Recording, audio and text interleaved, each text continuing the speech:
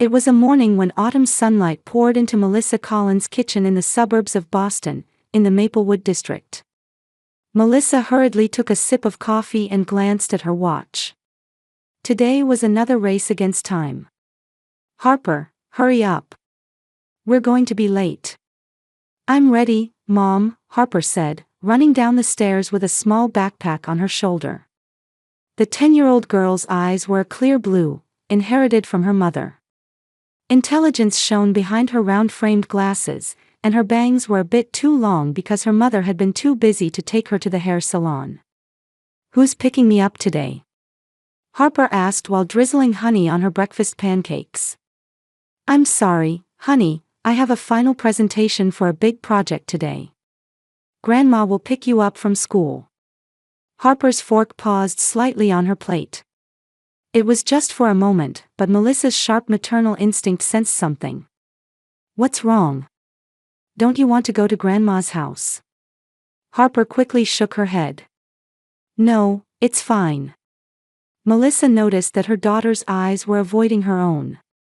But there was no time to think about it this morning. She picked up a stack of papers from the kitchen counter and stuffed them into her briefcase. "Then I'll pick you up tomorrow morning. Say hello to Grandma and Aunt Vanessa for me."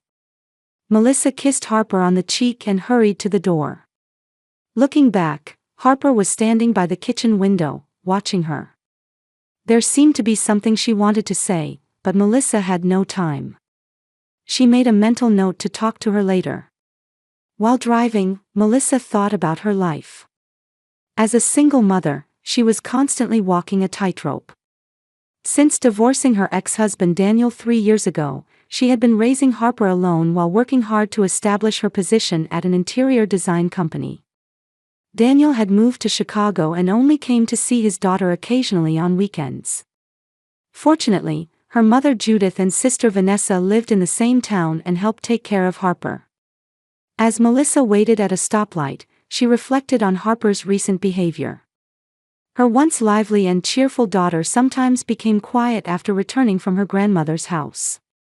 At first, she thought it was just fatigue, but it had been happening more frequently. When she arrived at the office, Melissa switched to work mode. Her design company was small but well-regarded, handling many renovation projects in upscale residential areas. Today's presentation was a commission from a major hotel chain, a project that could lead to a breakthrough for the company if successful. She immersed herself in work during the day, but in the evening, thoughts of Harper crossed her mind again. When she called her mother, Judith's voice sounded bright, as if nothing was wrong. "Harper is doing her homework. She's eaten dinner, so don't worry. Does she seem okay? Anything different?" "Different?" A slight tension ran through Judith's voice. "Nothing at all. She's just become a bit rebellious lately. It's part of growing up." Melissa frowned. Rebellious? Harper was, if anything, too quiet both at school and at home. That night, with a glass of wine in hand, Melissa gazed out the living room window. Tomorrow morning, she would have a serious talk with Harper. If there was a problem, she couldn't ignore it. However, something she had never imagined happened that night. After midnight, she was awakened by a scream. Melissa jumped up and rushed to her daughter's room, where Harper was curled up on the bed, trembling. "Did you have a nightmare?" Melissa embraced her daughter. Harper remained silent for a while, crying in her mother's arms, but eventually said in a small voice, "Mom, please. I don't want to go to Grandma's house anymore." A cold feeling spread through Melissa's chest. "Why? What happened?" Harper shook her head. "I can't say, they'll be angry." "Who will be angry?" "Grandma and Aunt Vanessa." Melissa cradled her daughter's face in her hands and looked into her eyes. "Harper, what did they do to you?" But Harper wouldn't say anything more. Melissa, suppressing a mixture of anger and anxiety, stayed by her daughter's side until she fell asleep again. The next morning, Melissa called her office, saying she had an urgent family matter. Then she called her mother. Oh, Melissa. What is it? Judith's voice was as calm and gentle as usual. Mom, Harper woke up from a nightmare last night. She says she doesn't want to go to your house. Did something happen? After a silence, Judith sighed. Children need strict discipline, Melissa. You're too lenient. Discipline? What kind of discipline? Just normal things. The same as when you were a child. Don't you remember? Melissa tried to recall her own childhood. Her mother had certainly been strict, but she didn't remember being abused. At least, that's what she thought. After hanging up, Melissa also contacted her sister Vanessa. But her sister's response was similar. You're too lenient. My children are properly disciplined, Vanessa's voice was cold. I understand you're busy as a career woman, but child rearing can't be compromised. Melissa hung up and looked at Harper, who was standing by the window. Melissa began adjusting her work schedule. She postponed several meetings this week and sent apologetic emails with polite explanations to clients. Her work priorities, which she normally never compromised, were now focused entirely on her daughter's safety. Jordan, do you have a minute? Melissa called her assistant. He appeared in her office immediately, holding a cafe latte. Can you reschedule the presentation for Ashley Holmes by 2 days? I have a family emergency. Of course, Jordan looked surprised. It was the first time Melissa had cancelled work for personal reasons. Is everything all right? Melissa hesitated for a moment. I'm a bit worried about Harper, she said, not elaborating further. That afternoon, Melissa called her mother. Mom, can I leave Harper with you tomorrow? I have an important meeting. Of course, you're always welcome. Judith's voice was kind and warm. Melissa was confused. This was the voice of her mother that she had known since childhood. Could she really be cold to Harper? The next day, after dropping Harper off at school, Melissa went to a nearby cafe instead of heading to work as usual. There, she opened her laptop and began listing the changes in her daughter over the past few weeks. Silence after returning from her grandmother's house, increasing nightmares, decreased appetite, declining school performance. Looking at the list, Melissa felt a tightness in her chest. These were signs that something was clearly wrong. She made a decision. Today, she would go 2 hours earlier than the pickup time she had told her mother. Without warning. At 3 p.m., Melissa drove past her mother's large white house without stopping, turned the corner, and parked on the street. From there, she walked to the backyard. It was a shortcut she had often used as a child. The trees in the backyard concealed her presence. As Melissa approached the garden, she heard voices through an open window. It was her mother and Vanessa talking. This child has no discipline, her mother's voice was audible. Melissa is too lenient. Truly, came Vanessa's agreeing voice. Your children are raised much better, Vanessa. Always well behaved. Melissa frowned. Had her mother always praised her sister's parenting to others while criticizing Melissa at home? She moved closer to the window to hear more. Melissa is too busy to even think about Harper, Vanessa's voice echoed coldly. I wonder what would become of that child without us. Melissa felt anger but tried to stay calm. She needed to assess the situation objectively. As she stood in the shade of the garden trees, considering what to do, she heard a faint crying sound. It was Harper's voice. Melissa's maternal instinct awakened. She silently headed for the back door of the house, checking if the key was still hidden in the place she used as a child. Her mother had kept a spare key in the same spot for decades. She retrieved the key from under a stone and slowly opened the door. The hallway was quiet. Melissa moved noiselessly across the carpet and peeked into the living room. There, Vanessa's 2 children were watching TV and eating snacks. But Harper was nowhere to be seen. The crying sound came from another room. The study. Melissa gently opened the door and saw an unbelievable sight. Harper was seated in a chair in the corner of the room, with no food or drink, facing papers that looked like homework. Her small shoulders were trembling. "Harper," Melissa called softly. The girl turned around in surprise and, seeing her mother, her eyes widened. "Mom." She looked like she wanted to jump up but remained seated in the chair, as if afraid of something. "Are you okay? What happened?" Melissa approached her daughter. Harper looked around, making sure no one was coming, and said in a small voice, "Don't tell Mom." She looked up pleadingly. "Grandma and Aunt Vanessa will get angry." "What happened? Can you tell me?" Melissa knelt down to be at eye level with her daughter. "I just spilled juice, but they said no meals," Harper's voice trembled. "And sometimes, they make me stand in high places to look out the window." Melissa felt her face heat up. "High places. On the railing of the veranda, it's very scary, Mom." Something broke in Melissa's head. She hugged her daughter, but at that moment, footsteps were heard from the hallway. "Harper, have you finished your homework?"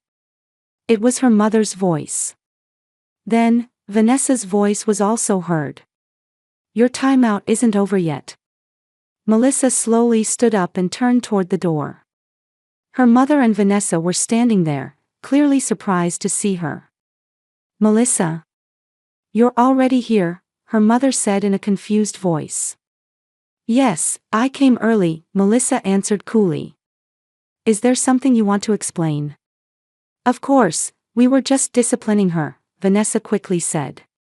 "You're too lenient." "Discipline?" Melissa's voice was low and dangerously resonant. "Not giving meals is abuse." "You're exaggerating," her mother shrugged. "Our generation was much stricter." At that moment, Vanessa muttered something. If we could prove that Melissa failed at parenting. Melissa's intuition sharpened. What did these words mean? Were her mother and sister trying to separate her from her daughter? Melissa understood the situation in an instant. This wasn't just strict discipline, it was something more malicious. Maintaining outward calm, she took Harper's hand. "I'm taking Harper home today. And tomorrow, and the day after that, I will never leave her here again." "Melissa, calm down," her mother said in a stern tone. "Don't believe what she says. Children sometimes lie." Melissa drew Harper closer. "Don't call my daughter a liar," her voice trembled, but it was from anger. A week later, Melissa was driving, mentally reviewing her plan repeatedly. Over the past few days, she had consulted with a lawyer and received advice on how to collect evidence of child abuse. Today was the day to execute that plan. "Are you really okay with this?" she asked Harper, who sat in the passenger seat, checking that the small voice recorder attached to her small body and the hidden camera in her backpack were working properly. "Yes." Harper's response was tinged with anxiety. "But I'm scared." "You're a brave girl," Melissa said gently. "If anything happens, I'll come help you right away. I'll be nearby." The plan was simple. Take Harper to her mother's house as scheduled, say Melissa would pick her up in a few hours, and leave. But in reality, she would park nearby and wait. Then return to the house 1 hour earlier than planned to check the situation. Melissa stopped the car in front of her mother's house and took a deep breath. "Ready?" Harper nodded slightly. They approached the front door and rang the doorbell. Judith opened the door and greeted them with her usual warm smile. "Oh, Melissa. How are you, Harper?" She stroked Harper's head. The gesture seemed affectionate, but Melissa felt Harper's body tense slightly. "I'll pick her up at 4, Melissa said. "I have a lot of work today." "Of course, don't worry. We'll take care of her," Judith smiled.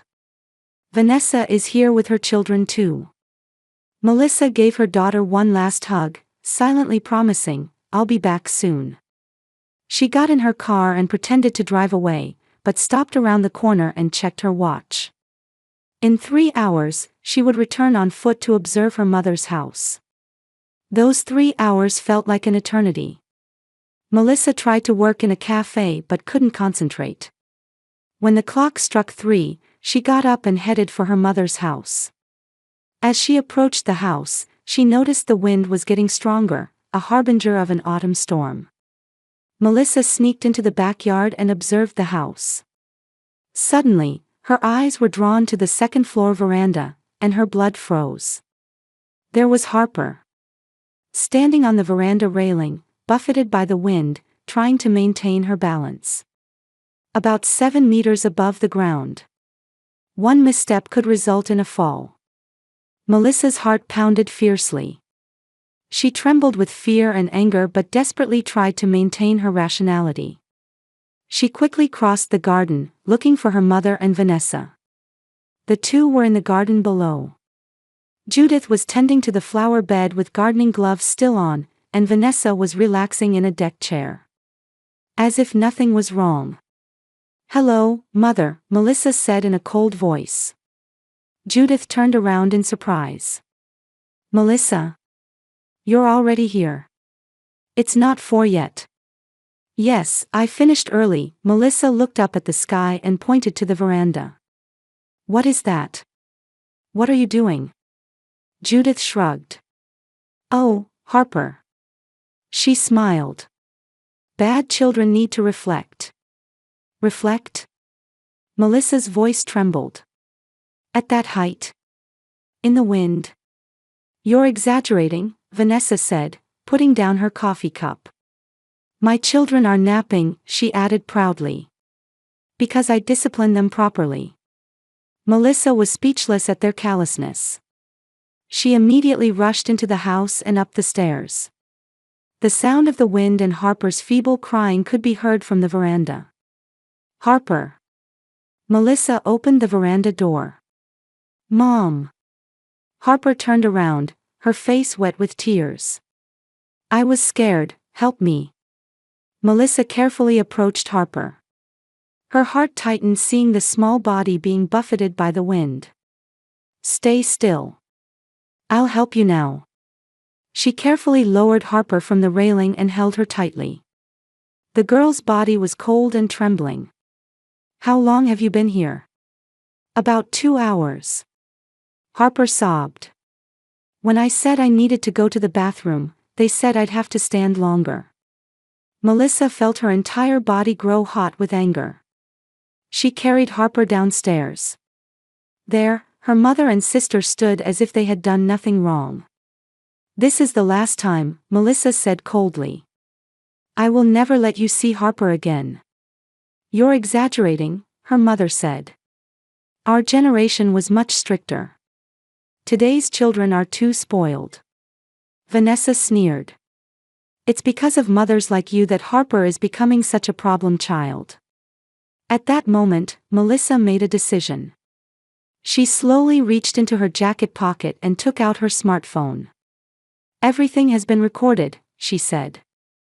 Then, she retrieved a small camera from Harper's backpack. "I have evidence of all the abuse so far." The blood drained from Judith and Vanessa's faces. They were speechless, looking at each other. "Mom, were you recording?" Harper asked in a small voice. "Yes, to protect you," Melissa answered gently. "I won't let anyone hurt you anymore." "What do you intend to do?" Judith raised her voice in agitation. "We're family." Melissa replied coldly, "Family? You abused my daughter. This is unforgivable." "You must be joking," Vanessa argued. "Disciplining a child isn't called abuse." "The law calls it that," Melissa retorted. "Making a child stand on a veranda railing isn't discipline, it's abuse." Hugging her daughter, Melissa said, "From today, you disappear from our lives. And you will pay the price for what you did to Harper." Mother and Vanessa looked at each other with fear and anxiety. Both valued their social status and reputation above all else. If this came to light, their lives would crumble. "Let's go, Harper." Melissa took her daughter's hand and left the house without looking back. As they got into the car, Melissa strengthened her resolve. They will receive the punishment they deserve. As she started the car engine, Harper said in a small voice, "Mom, are we okay?" Melissa smiled at her daughter. "Yes, we're fine. We'll be together from now on. I'll protect you." In the waiting room of Boston Children's Hospital, a place she had frequented since childhood, Melissa sat quietly with coffee in hand. In the adjacent examination room, Dr. Lauren Schmidt, a child psychology specialist, was talking with Harper. This was their third interview in the past 2 weeks. The day after the first interview, Melissa met with lawyer Jeremy Foster and handed over the hidden camera footage and recordings. Foster examined the evidence, narrowed his eyes, and said with a stern expression, "This is clear child abuse. You have strong grounds for legal action." Things moved quickly after that. Reporting to Child Protective Services, the initiation of a formal investigation, and further court filings. Melissa sometimes felt she was losing touch with reality as her life moved in a direction she had never imagined. Suing her mother and sister was something the previous Melissa could never have conceived. The examination room door opened, and Harper and Dr. Schmidt came out. Harper's expression was much calmer than it had been 2 weeks ago. "Mom." The girl ran over and hugged Melissa. "How was it?" Melissa asked, stroking her daughter's hair. "Today I talked about scary dreams," Harper answered softly. "But Dr. Schmidt said that they're memories from the past and won't happen anymore." Melissa sent a grateful look to Dr. Schmidt. The doctor returned a gentle smile and invited them into her office. "Harper's condition is gradually improving," the doctor explained as she took her seat. "However, the effects of such psychological abuse can be long-lasting, so ongoing support is necessary." The doctor took a file from her desk.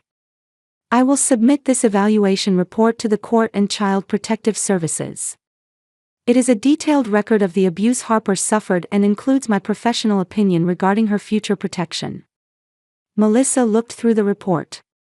It contained phrases like long-term psychological abuse, endangered physical safety, and serious emotional trauma. Seeing the reality in writing made her heart ache. On the way home, Melissa's cell phone rang. It was from CPS investigator Janet Reed. "Melissa, I've finished interviewing Vanessa's children." Janet's voice resonated on the other end of the phone. "To be honest, the situation is more complex than imagined." "What do you mean?" "Vanessa's children have also been raised in fear. On the surface, they appeared to be perfectly disciplined children, but when talking to them individually, we found they had been subjected to similar punishments. Melissa pulled the car over to the side of the road and took a deep breath. "Oh no. And there's one more important piece of information," Janet continued. "You were looking into your mother's asset management, right?" "Yes, as advised by my lawyer," Melissa answered. Her mother was aging and needed support with some financial decisions. "Why?" "As part of the CPS investigation, we found several emails exchanged between your mother and Vanessa. It seems your mother was planning to distribute most of her pension to Vanessa. And..." Janet hesitated for a moment. "It appears she intended to leave nothing for you and Harper." Melissa was silent. This wasn't just mean-spirited discipline. It was a calculated exclusion. A conspiracy to cut her and her daughter off from the family. The next day, Melissa met with Foster again and shared the new information. He frowned and said, "This changes the situation. It strengthens the grounds for applying for guardianship of your mother's assets." He looked at Melissa. "Actually, your mother was recently diagnosed with mild cognitive impairment by a doctor." Melissa was surprised. She didn't even know her mother had been to see a doctor. "Considering this situation, the court is likely to grant you asset management rights," Foster continued. "At the same time, We will proceed with the child abuse charges." The next few weeks passed in a whirlwind of legal procedures and paperwork. Melissa continued to work, take care of Harper, and fight the legal battle. All contact from her mother and Vanessa was directed through her lawyer. 6 months later, the final trial was held.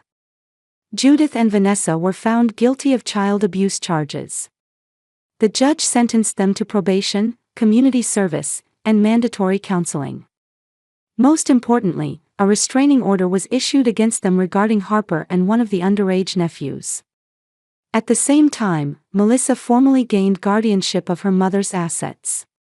She had the authority to sell her mother's large house and decided to use the funds to establish an education trust fund for Harper. Judith had to move to a small apartment.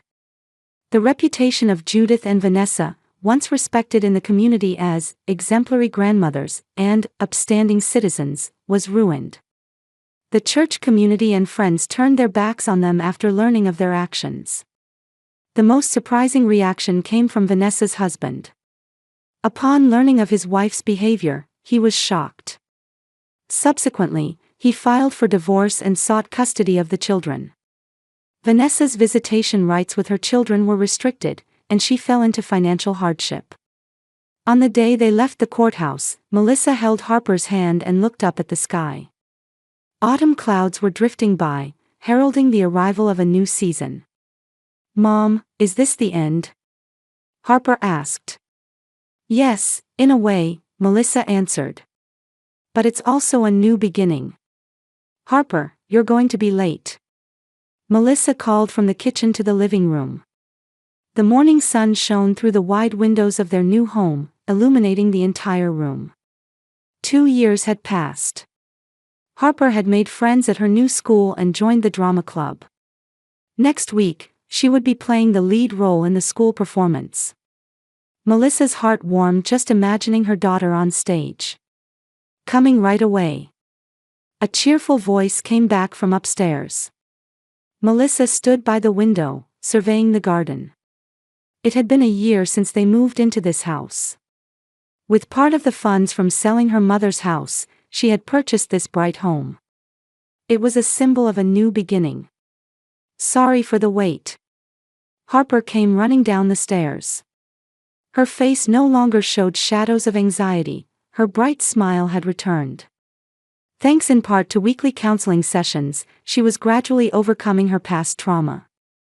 "It looks like another busy day," Melissa handed her daughter her lunchbox. "After school, I have a meeting with the Child Abuse Prevention Group, so Jessica's mom will pick you up." "Okay," Harper nodded.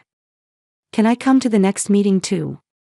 Melissa looked at her daughter in surprise. "Really?" "Yes," Harper said with a serious expression. "My story might help other kids, right?" Melissa was speechless with emotion. She hugged her daughter and kissed her head. "You really are a strong girl." Before leaving for work, Melissa checked the mailbox. There was an unfamiliar envelope. She hesitated for a moment when she saw the sender's name. It was from Vanessa. It wasn't until she reached the office that Melissa found the courage to open the letter. Inside was a long message written in her sister's small, neat handwriting. To Melissa, the letter began. "First, I want to start by fully accepting responsibility for what I did. I make no excuses. My actions were wrong." Vanessa expressed deep remorse and wrote that she had realized she had been raised with similar treatment by their mother. Through counseling, she had begun to understand her behavior patterns. "I'm sorry for hurting you. I'm sorry for hurting Harper. Now I can only swear that I will never do such things again. If someday, you can find it in your heart to forgive me." Melissa sighed and gazed out the window. Forgiveness. It wasn't easy. But she didn't want to live harboring hatred. That night, after Harper had gone to bed, Melissa sat on the terrace and looked up at the starry sky. Her relationship with her mother remained completely severed, but with Vanessa, perhaps someday, some kind of relationship could be rebuilt. However, that would only be after prioritizing Harper's feelings. Melissa picked up her wine glass and made a small toasting gesture. To new beginnings. Around her now was a chosen family that wasn't just connected by blood. Parents and children with similar experiences, supportive friends, and above all, the stronger bond that had developed between her and Harper. Melissa understood from the bottom of her heart that a true family consists of people who protect, respect, and love each other unconditionally. And now, she was surrounded by that true family.